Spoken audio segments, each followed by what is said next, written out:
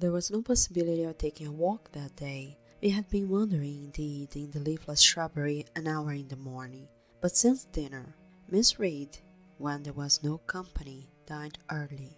The cold winter wind had brought with it clouds so sombre, and the rain so penetrating that further outdoor exercise was now out of the question. I was glad of it. I never liked long walks, especially on chilly afternoons. Dreadful to me was the coming home in the raw twilight with nipped fingers and toes, and a heart saddened by the chidings of Bessie, the nurse, and humbled by the consciousness of my physical inferiority to Eliza John and Georgiana Reed. The sad Eliza John and Georgiana were now clustered round their mamma in the drawing room. She lay reclined on a sofa by the fireside, and with her darlings about her, for the time neither quarrelling nor crying, looked perfectly happy. Me, she had dispensed from joining the group, saying she regretted to be under the necessity of keeping me at a distance, but that until she heard from Bessie, and could discover by her own observation that I was endeavoring in good earnest to acquire a more sociable and childlike disposition, a more attractive and sprightly manner, something lighter, franker, more natural, as it were she really must exclude me from privileges intended only for contented, happy little children. "What does Bessie say I have done?" I asked. "Jane, I don't like cavillers or questioners. Besides, there is something truly forbidding in a child in taking up her elders in that manner. Be seated somewhere, and until you can speak pleasantly, remain silent." A breakfast room adjoined the drawing room. I slipped in there. It contained a bookcase. I soon possessed myself of a volume, taking care that it should be one stored with pictures. I mounted into the window seat. Gathering up my feet, I sat cross-legged, like a Turk, and having drawn the red marine curtain nearly close, I was shrined in double retirement. Folds of scarlet drapery shot at my view to the right hand. To the left were the clear panes of glass, protecting but not separating me from the drear November day. At intervals, while turning over the leaves of my book, I studied the aspect of that winter afternoon. Afar, it offered a pale blank of mist and cloud, near scene of wet lawn and storm-beat shrub, with ceaseless rain sweeping away wildly before a long lamentable blast. I returned to my book Bewick's History of British Birds. The letterpress thereof I cared little for, generally speaking, and yet there were certain introductory pages that, child as I was, could not pass quite as a blank.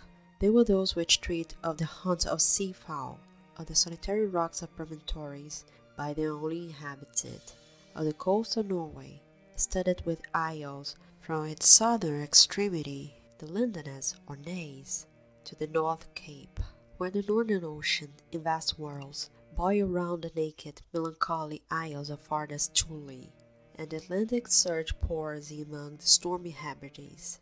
Nor could I pass unnoticed the suggestion of the bleak shores of Lapland, Siberia, Spitzbergen, Nova Zembla, Iceland, Greenland, the vast sweep of the Arctic zone, and those forlorn regions of dreary space, that reservoir of frost and snow, where firm fields of ice, the accumulation of centuries of winters, glazed in alpine heights above heights, surround the pole, and concentrate the multiplied rigors of extreme cold. Of these death-white realms I formed an idea of my own, shadowy, like all the half-comprehended notions that float dim through children's brains, but strangely impressive. The words in these introductory pages connected themselves with the succeeding vignettes, and gave significance to the rock standing up alone in a sea of billow and spray, to the broken boats stranded on a desolate coast, to the cold and ghastly moon glancing through bars of cloud at a wreck just sinking.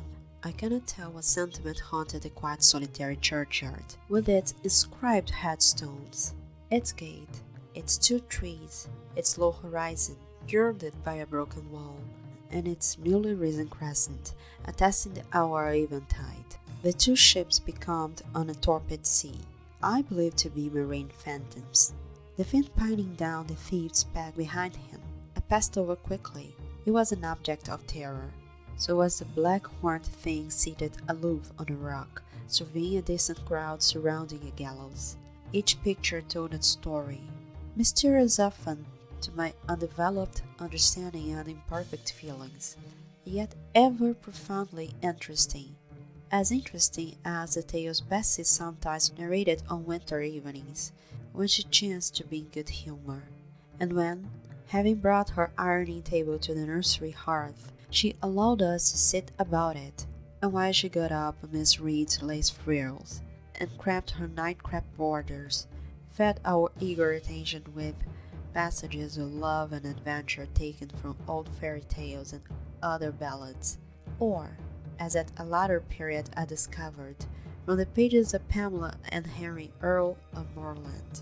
With Bewick on my knee, I was then happy at least in my way. I feared nothing but interruption, and that came too soon. The breakfast-room door opened. "Mo, Madame Mope!" cried the voice of John Reed. Then he paused. He found the room apparently empty. "Where the dickens is she?" he continued. "Lizzie, Georgie," calling to his sisters. "John is not here. Tell Mamma she is run out in the rain, bad animal." It is well I drew the curtain, thought I, and I wished fervently he might not discover my hiding place, nor would John Reed have found it out himself.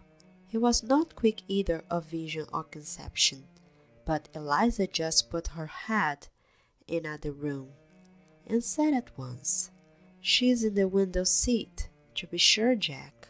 And I came out immediately, for I trembled at the idea of being dragged forth by the said Jack. "What do you want?" I asked with awkward diffidence. "Say, what do you want Master Reed?" was the answer. "I want you to come here."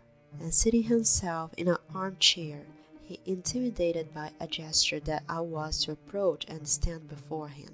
John Reed was a schoolboy of 14 years old, 4 years older than I, for I was but 10, large and stout for his age, with a dingy and unwholesome skin, thick lineament and a spacious visage, heavy limbs and large extremities. He gorged himself habitually at table, which made him bilious and gave him a dim and bleared eyes and flabby cheeks.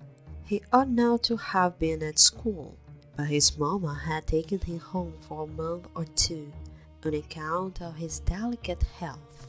Mr. Miles, the master, affirmed that he would do very well if he had fewer cakes and sweetmeats sent him from home.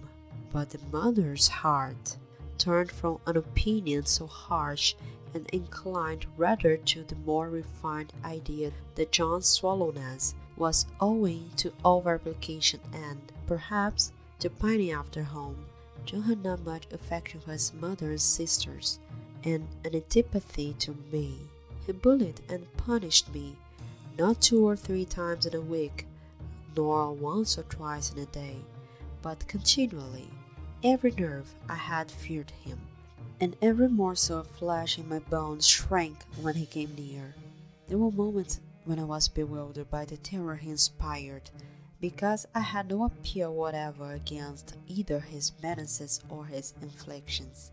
The servants did not like to offend the young master by taking my part against him, and Miss Reed was blind and deaf on the subject. She never saw him strike or heard him abuse me, though he did both now and then in her very presence, more frequently, however, behind her back. Habitually obedient to John, I came up to his chair. He spent some 3 minutes in thrusting out his tongue at me as far as he could, without damaging the roots. I knew he would soon strike, and while dreading the blow, I mused on the disgusting and ugly appearance of him who would presently deal with. I wonder if he read the notion in my face, for all at once, without speaking, he struck suddenly and strongly. I tottered, and on regaining my equilibrium, retired back a step or 2 from his chair. "That is for your impudence in answering Mamma a while since," said he, "and for your sneaking way of getting behind curtains. and for the look you had in your eyes 2 minutes since you read." Accustomed to John Reed's abuse, I never had an idea of replying to it. My care was how to endure the blow which would certainly follow the insult. "What were you doing behind the curtain?" he asked. "I was reading." "Show the book." I returned to the window and fetched it thence. "You have no business to take our books. You are a dependent, Mamma says. You have no money. Your father left you none. You ought to beg, and not to live here with gentlemen's children like us, and eat the same meals we do, and wear clothes at our mamma's expense. Now, I'll teach you to rummage my bookshelves, for they are mine. All the house belongs to me. All will do in a few years. Go and stand by the door, out of the way of the mirror and the windows." I did so, not at first aware what was his intention. But when I saw him lift and poise the book and stand in act to hurl it, I instinctively started aside with a cry of alarm. Not soon enough, however, the volume was flung. It hit me, and I fell, striking my head against the door and cutting it. The cut bled. The pain was sharp. My terror had passed its climax. Other feelings succeeded. "Wicked and cruel boy," I said. "You were like a murderer. You were like a slave driver. You were like the Roman emperors." I had read Goldsmith's History of Rome, and had formed my opinion of Nero, Caligula, and etc. Also, I had drawn parallels in silence, which I never thought thus to have declared aloud. "What? What?" he cried. "Did she say that to me? Did you hear her, Eliza and Georgiana? Won't I tell Mamma? But first—" He ran headlong at me. I felt him grasp my hair and my shoulder. He had closed with a desperate thing. I really saw in him a tyrant, a murderer. I felt a drop or two of blood from my head trickle down my neck, and was sensible of somewhat pungent suffering. These sensations for the time predominated over fear, and I received him in frantic sort. I don't very well know what I did with my hands, but he called me, "Rat! Rat!" and bellowed out loud. Aid was near him. Eliza and Georgiana had run to Miss Reed, who was gone upstairs. She now came upon the scene, followed by Bessie and her maid Abbot. We were parted. I heard the words, "Dear, dear." What a fury to fly at Master John! Did ever anybody see such a picture of passion?